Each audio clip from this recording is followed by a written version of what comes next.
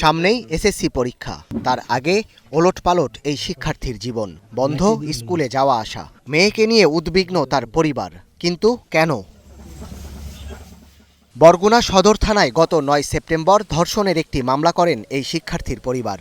আসামি ওই ছাত্রীরই এক সহপাঠী। ভিকটিম যেখানে পড়াশোনা করেন সেই প্রতিষ্ঠানের প্রধান শিক্ষক অভিযুক্তের বাবা।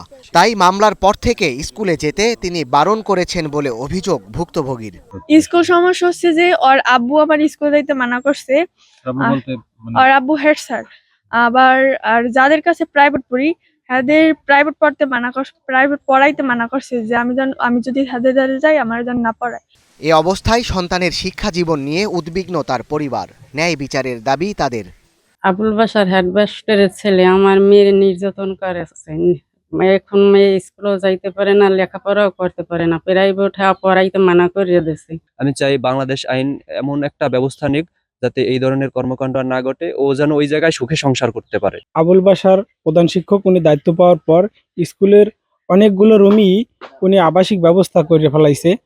স্কুলের 3 তলার একটা রুমে ওনার ছেলে থাকে। আমরা চাই এটার সুষ্ঠু তদন্ত করে এটার একটা বিচার করা হোক। ঘটনার পর থেকে পলাতক অভিযুক্ত। বাবা প্রধান শিক্ষক, তাই গর্জন বুনিয়া স্কুলের একটি কক্ষেই থাকতেন ছেলে। আর স্কুল চত্বরেই পরিবার নিয়ে বসবাস প্রধান শিক্ষক আবুল বাশারের। যদিও ভিকটিমকে স্কুলে আসতে নিষেধের বিষয়টি অস্বীকার করেন তিনি। সেই ঘটনার পরে কখনোই প্রতিষ্ঠানে আসে নাই। আমরা যদি একজন শিক্ষিত অনুপস্থিত থাকে তার খোঁজখবর আমরা নেই, কিন্তু সে যে প্রতিষ্ঠানের যে ঘটনাটা তৈরি করেছে, ঠিক আছে, এই প্রতিষ্ঠানটা বিশৃঙ্খল তৈরি করেছে সে, কিন্তু তারপর খোঁজ নেওয়ার কি আসলে কোনো সুযোগ আছে বলেন?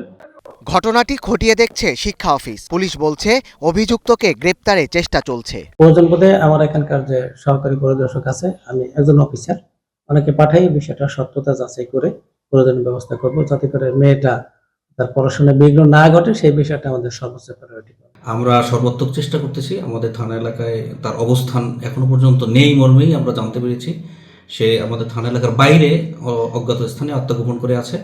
আমরা ডিজিটাল মাধ্যম সহ অন্যান্য মাধ্যমে আমরা সোর্স মেনটেন করতেছি, দ্রুতই তাকে গ্রেপ্তার করতে সক্ষম হব ইনশাআল্লাহ। এলাকাবাসীও এ ঘটনায় সুষ্ঠু বিচার দাবি করেছেন। Desk report, star news.